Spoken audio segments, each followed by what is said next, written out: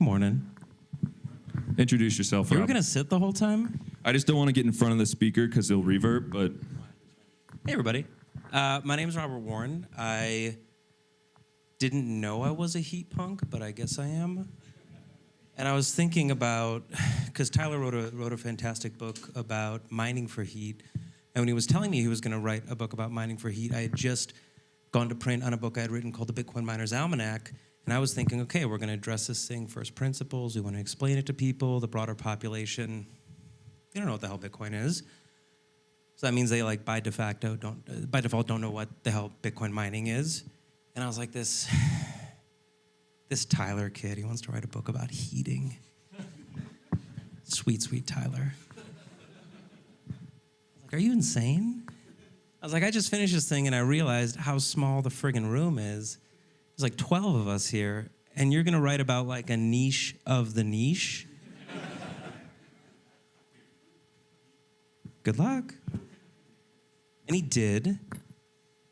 And then he published it, and then all you psychopaths showed up. And I realized that I had made a grave miscalculation, which is that the game has changed.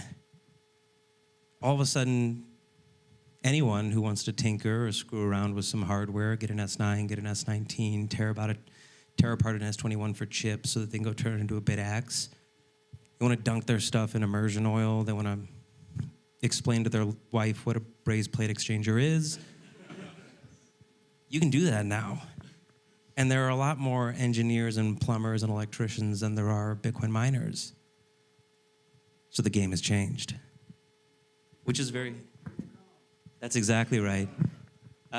So first off, Tyler, I'm sorry for telling you that I thought you were maybe a little bit touched for writing about the niche of the niche, because you have proven me abundantly incorrect. So yeah, I'd love to, given that we have a couple of novices here, but for all of you who are in the space, I always had trouble kind of schematizing, how do we talk about this to people? Because most people hear about Bitcoin and the first thing they think of is like, it's that magic internet money, like my 22-year-old kid keeps bugging me about, like, I don't care, I have my 401k, like, have fun playing with your Bitcoins, quote Donald Trump. How do we phrase this to people? So I thought, okay, how do we put this together in kind of a neat, coherent package where we give somebody a schema that doesn't drown them in all the technical and all the stuff that you don't want to hear about. Your mom doesn't care. Does it work? That's nice, sweetie. Okay, explain to me the principles. Explain to me the models behind how I can think about this thing. And if I want, I'll figure out the rest of the technology. Also, it's a lot harder to explain how hashing works in 15 minutes. So I figured, okay, Bitcoin mining and heat reuse for novices, or how to save the whales and get paid doing it. Shout out to our friend Troy Cross in the back and Daniel Batten, big fans of the whales. So fundamentally, what is Bitcoin mining? And what I hope for you to get out of this is that I hope you have a schema, because we all kind of understand what's happening here, but I hope you have a schema that now when people ask you about this stuff, you can very kind of cleanly lay it out, and they now can leave with this little brainworm and have a better sense of, even if I don't understand Bitcoin, I understand the value of what the hell we're doing with this thing. Because that tends to be the problem, the disconnect. I don't get the magic internet money, but people won't stop this whole Bitcoin mining thing, and I don't understand why. So, okay, what is Bitcoin mining? Electricity plus magic box equals Bitcoin. And for our purposes, Bitcoin is money. Okay, well, specifically, let's focus on this magic box. Okay, well, it's a machine. It consumes electricity. It does work, whatever that means. Just bear with me for a moment. It does work. Okay, it works. It gets paid for that work. That's very good. There is no free labor in the Bitcoin mines. And the work is spicy. And a couple of you are thinking about that, which is why I put the term spicy in there. And it's at this point that I can tell you to clean your mind up. We're talking about heat, physical heat. Okay. Well, what does this work that my magic internet box does? Well, you don't have to understand what it does, but you have to understand that it's called hashing. Okay. And we measure it. We measure it in something called terahash. trillions of hash. That's a big number. Forget about it. It's too big. You can't imagine it. Hashing has a value. In fact, it has a known as everything is in Bitcoin, commodity value. Well, that's interesting. What's the price of oil as a commodity value? What's the price of coal? It has a commodity value. Well, this work that the Bitcoin miner is doing, it has a commodity value. It's something we call hash price. Anybody from Luxor here? I knew there was at least one. Shout out to Luxor for formalizing hash price, because when we all started mining Bitcoin, we had no idea what this was. A lot of us didn't even know what the electrical rate was, which led to some interesting situations, which I'm sure nobody in here has experienced. All right, so what does my magic internet box do? It does work. It's called hashing. I put electricity into it. If I have a better box, it does more work with less electricity. Let's put it all together. Do you feel like we're looking at the Kaboomrax sales page right now? So what the hell am I looking at right now? This is Greek. This is Greek if you don't know what we're talking about. But if I tell you that you have a magic box and it comes from a manufacturer, this could say Ford, this could say Toyota. It just happens to say Antminer. It just happens to say what's miner. And then I have an S something, which is a brand, a sub-brand in some cases. And then I have these fancy numbers at the back, 140T, 21.5 joules per terahash, 195, 188, 200. All right, well, what do I have? I have a machine that does work, and it does a nominal amount of work. It's like the horsepower of the machine. Well, I assume I want a bigger number. You would be correct. But do I always want a bigger number? Not necessarily. Because I don't just have the nominal performance, how much work the thing can do, I have how good it is at doing that work, taking its input, electricity, converting it into work, which I know has a price. So the example I give in the book is I drive a Toyota Tundra. It's also why we have a Costco gas card. If my vehicle made me money for every mile I drove, you'd want to drive. If that vehicle was a Toyota Tundra, you would sell it. And you would buy a Prius. And I would drive everywhere. I'd be taking all the calls from the road. I'd be schmoozing at you with the background, my wind in my hair. But you better believe I would get rid of the Tundra and I would have the Prius, because I want every unit of commodity that I put in to produce more on the back end. The way that we talk about it in Bitcoin mining is joules per terahash. How much work do I get per unit of electricity that I put in? Unit over time, of course. And I have to put a caveat, because you guys are engineers, so you're going to be like, well, electricity changes over time, so you have to account for that. I accounted for it, okay? So I put the asterisks there. So now a business emerges. Holy cow. I don't just have a box that makes magic internet money. Now I have a model, or at least an assumed model. I put a commodity in. I put something into the magic machine. You guys ever read Dr. Seuss? You know what comes to mind? The image where is it the Sneetches that are going in and then something happens and they come out of the... You're nodding because you either read it or you have kids that you've read it too. The belly stars. That's exactly right. Yeah, you guys are never forgetting that. Something goes in. It's a commodity. It's electricity. Well, I assume it should be cheap. If I want to drive more, I buy cheaper gas. Then I have a machine. The machine has some amount of work it can do, but it can do it better or worse, joules per terahash. Well, I assume I want the better one, so let me just get the lowest joules per terahash, cheapest gas, best fuel efficiency, and then I make money. And you would think that's where it ended. But that is not where it ends. Because there's stuff that you control and there's stuff that you don't control. Troy, I am thinking about the Enchiridion right now. If you got that joke, we should talk about Stoicism later. Not so fast. What do you control? You control your input, the commodity that goes in. It's not all created equal. That's hard to explain to people. You control the machines you get. You control the price you pay for them. You control the way you operate them. You control how you cool them. You control if you cool them. You control where you cool them. You control when you run them. What you don't control is the price of your commodity that you get on the back end, the value of your work. This is getting competitive. This is a great image of hash price. And I just have a very fond memory because like when we were, the first mine that I set up at scale was like here. And this whole time, we were like dropping transformers and ASICs were like $100-something per terahash. And then we went hot and we were like, we're cooking, boys. And then we figured out how unchained loans need more collateral. And I haven't been right since. This is the value of the work that you're doing. It's kind of competitive. Many of us are still praying for those plus 10 cent days. But there's no assurance that we're going to get it because we don't control the value of what we make. We only control other elements of the model. So a new business emerges. And this is where you psychopaths start to show up. It's no longer just the lowest cost commodity. Now it's a commodity that has conditions associated with it. What's my edge? People used to always tell me, you read these finance books, right? People would say, don't trade in the markets unless you have an edge. And I used to think it was like, if I just thought long enough, you'd be smart and you'd have an edge.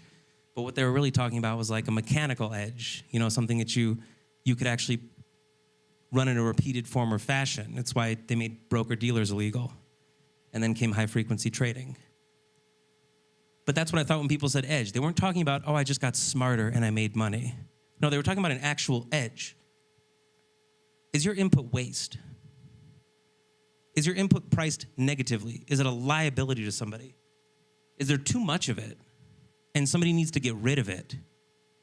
That's a real edge. It's not just, I thought really hard about it and I bought a great machine. No. You have to now go search in the broad world for other people's problems that you're going to solve with your magic machine that will consume their problems and produce something that you don't control the value of. The machine is not just about the lowest joules per terahash. If that was the case, Morrow would not have just bought a wind farm, which is poetic, that they send their ASICs to the farm. It tickles me that they get to they pull the S19 out and they put it on the truck and everyone waves and it's off to the farm. And then it just dies on intermittent solar, intermittent wind, whatever it might be, right? It's beautiful to me. So it's not just the lowest joules per terahash, it's with the conditions. Now we're getting really complicated. It's very hard to model this. Have your assets been depreciated? I don't know, dude. It just looks like an ASIC to me. And the last piece, are we really profit maxing? Not really. We're opportunistic. We're risk mitigators. We're dung beetles. We're crawling the crevasses of the world trying to extract every available watt out of every available corner of the ecosystem. And that's frankly a lot more interesting in my mind. So the last piece here before I hand it off to Tyler and bring us to what's really here. So we make money, we do work. And I showed you the hash rate chart. We make it off of hash price. Hash price is the commoditized price. It's an idea of what we're going to get paid. But we also make money off of everything else. Waves hands ambiguously, right? So it's an oversimplification when we're talking about Bitcoin mining to people to say, I modeled it, it works. All right. There's a lot more to it. How are you monetizing the wind? How are you monetizing the solar? How are you monetizing the hydro? How do you monetize oil and gas? How do you create stability for grid development? How do you reduce liabilities for counterparties when it comes to operating at scale? On the surface, it makes no freaking sense why Bitcoin mining would do this thing. But when you understand a very simple model and you understand what we control and what we don't control, all of a sudden you go, oh, we serve a very interesting role. And this is where I have to apologize to Tyler, because this is where it takes off. That the one piece that we're all here for today is, what do we do about the spice, the heat? I should have put a better image. I just copy pasted it a bunch of times. Sorry, guys. This is something really interesting, and Tyler's going to speak on this, but this is kind of this creeping opportunity that 3 years from now, people will think it's an overnight success.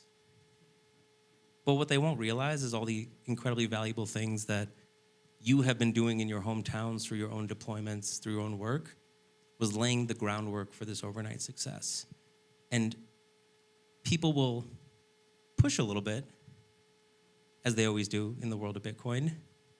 But I have no hesitation that 3-5 years from now, a large chunk of the people in this room will be running companies that are 10 times the size they are today, 20 times the size they are today. We'll be deploying for states, we'll be deploying for cities, we'll be deploying for sovereign nations, all under the auspices of this very interesting use case that we're talking about here over the next couple of days, which is heat and heat reuse. So that's my introduction. Thank you, guys. I'll swap spots with you. That was awesome. Rob is one of the most well-spoken people when it comes to breaking down mining, this complex subject. Everybody like that? Special shout out to Rob, and shout out to Eric Yakes, who's on a call trying to raise money in the back of the room. So what do we do about this heat? I've coined this term that heat is a product, not a problem. You have this electricity go in, there's resistance through these circuit boards, and you get regular electric heat, just like any resistive heater, but now you also get Bitcoin. So we're kind of flipping the mindset here. We're trying to monetize the physical operation of the machines, not the digital operation. We're not so much worried about the work and the value of that work, but we're worried about what's the value of conversion of electricity into heat. I'm going to walk through that a little bit here. So electric heat is dumb, right? You're not doing any work. It's lazy. You're just sending electricity through resistive traces, copper wires that heat up from friction at the atomic scale. You can already hear my engineer brain creeping out. But Bitcoin heat is smart, right? You're doing work. You're getting a reward. We show that hash price chart. Now, the value of that reward changes day to day, minute to minute. But we're monetizing the physical operation, the conversion of electricity into heat. That's why we're all in this room today. So this is kind of the old model. The old model. We're not there yet, but I'm calling it that. Electricity goes through the ASIC, and you're targeting Bitcoin. Heat is a byproduct. You have to manage it. You have to deal with it. Dry coolers, radiators, immersion tanks, pumps, all this infrastructure. Everybody's just managing this heat. It's a problem that they're dealing with. They just want to target that more efficient machine, more work, more reward, right? But what if we flipped that? What if electricity was flowing through an ASIC as a resistive circuit board purposefully to target heat, and Bitcoin was simply a rebate, a subsidy, a byproduct? What does that mean? It means we don't really care what the hash price is. I'm not sensitive to that. I need an electric heater. I'm either going to use one that's lazy or one that does work. Why would I not do the one that does work? So what is the work? I think this is important for the few novices in the room. The work is neutral. There's no counterparty, and it's available to all. This isn't a new concept, monetizing heat. If you guys ever heard of those, like you had a desktop computer, you could sign it up for some program where you contribute your compute power to climate research or some university model or whatever. You'd enter into that program, you'd put in your bank information, you make an account, and they would pay you for that work, right? What's the problem there? There's a centralized authority. There's an organization. There's a company that has to pay you. It uses the fiat banking system. We now have a digitally native asset that rewards you for doing this work without any counterparty. There's no person controlling this. It's available to all. So again, back to that concept, why would I use a resistive heater that's lazy when I could use one that does work? So how'd we get here, and why are we in the room in 2025 talking about this? You know, back when Bitcoin was released as a protocol, In 2009, we were using CPUs on laptop computers, 35 watts, 122 BTUs an hour for the tradesmen in here. That's the good old freedom units right there. But back then, the amount of reward you got for your work, it's tied to how obviously competitive the network is. You could get by and get Bitcoin when you were competing against a small select group of people with a small laptop computer. 35 watts, that's less than the average adult human is releasing into this room. Count up all the heads in here. We're releasing a lot more radiative heat just from our bodies in the room right now.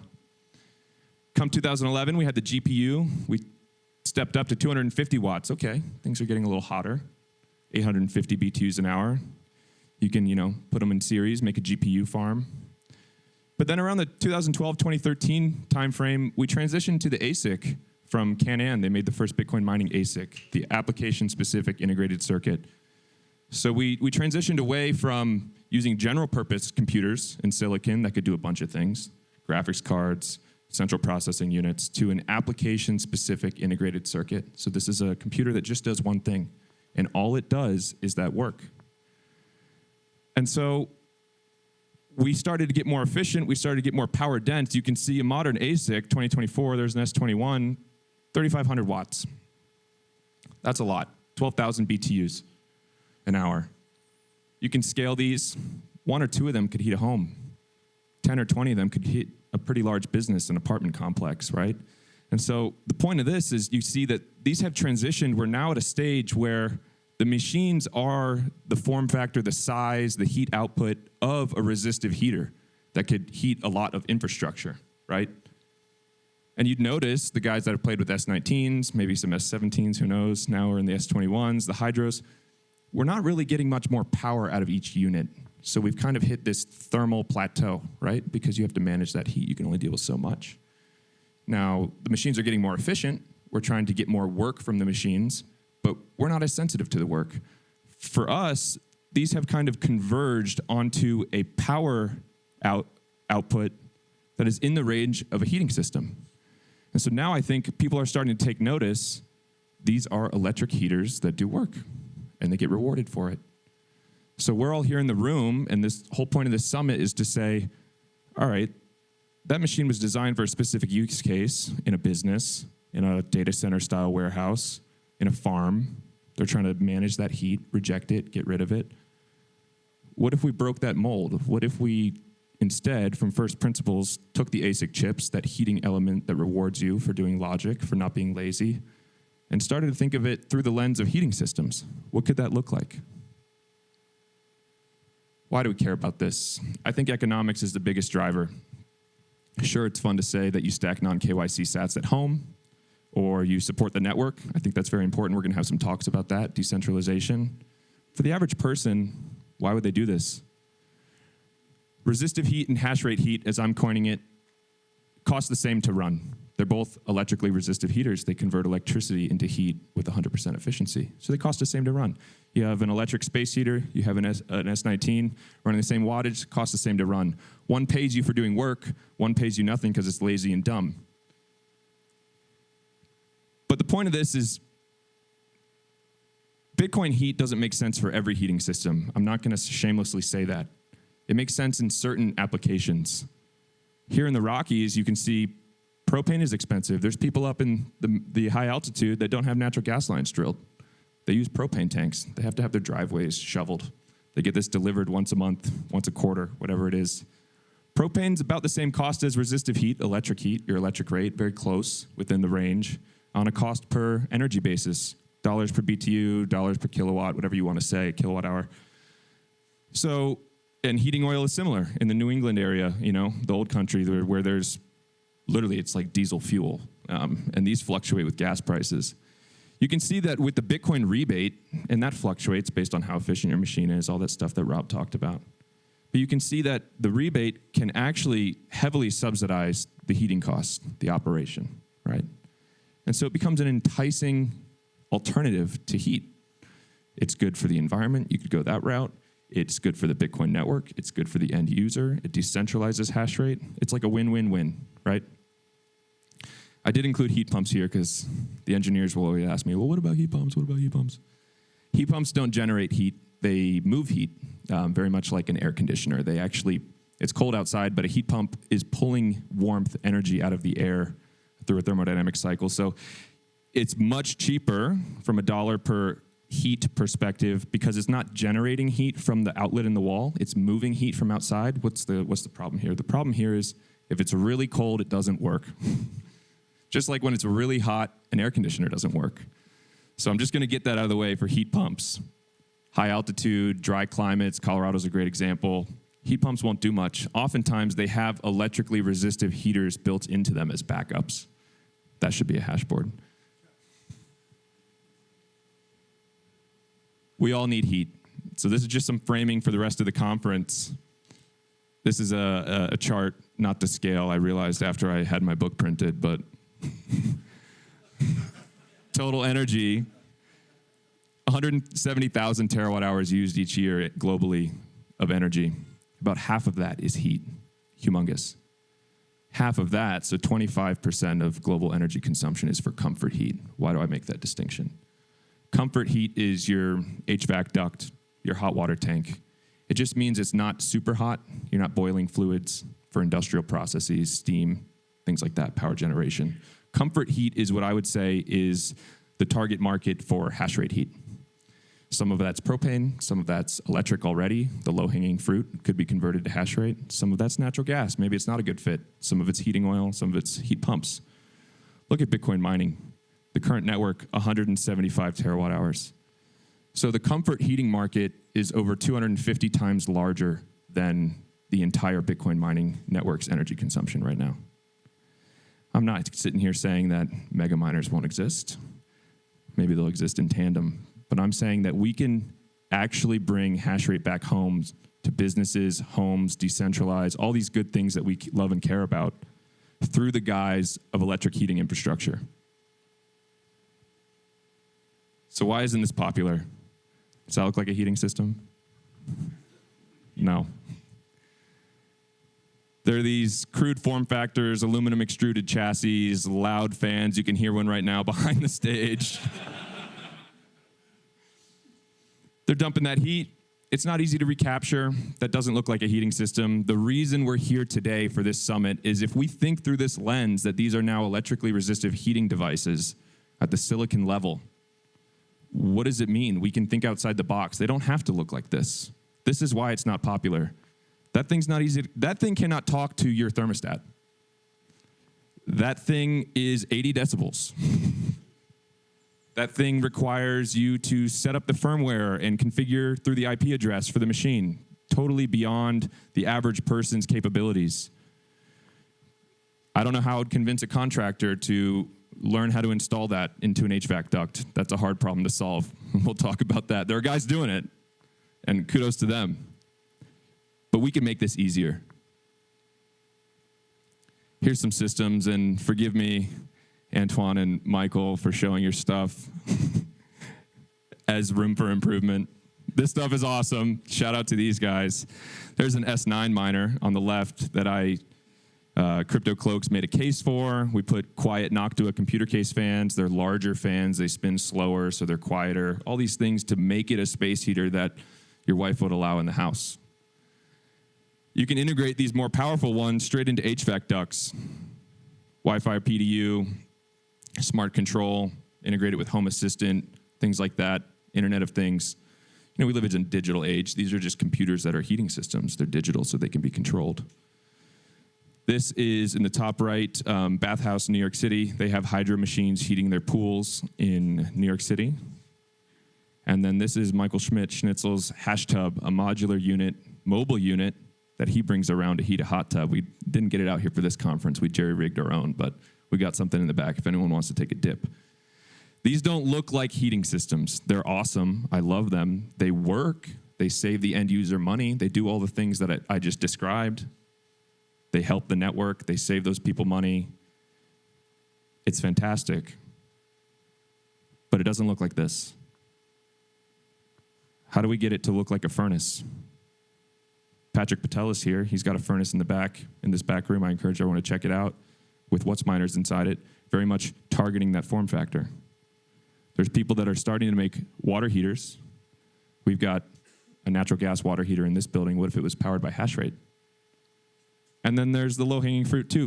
There's plenty of these. There's like 10 of them in this back room of space heaters. Those are already electric. It makes sense that that's where we kind of targeted first. Electric heaters, one does work, one doesn't. Let's make those. But how do we get to these products that are trusted and loved and easy to install? What do we need access to? What do we need to educate the tradesmen about? What problems do we need to solve in terms of setup? How do we make this as plug and play as possible, but still remain true to our mission of decentralization and supporting the Bitcoin network? These are hard problems to solve. That's why we're all here today in the room together. That's the goal of this summit. We're thinking outside the box. How can we switch our framing, our mindset about what it means to mine Bitcoin? My heating system can't go bankrupt. My heating system doesn't have an HR department. My heating system isn't publicly traded. I don't care what the hash price is.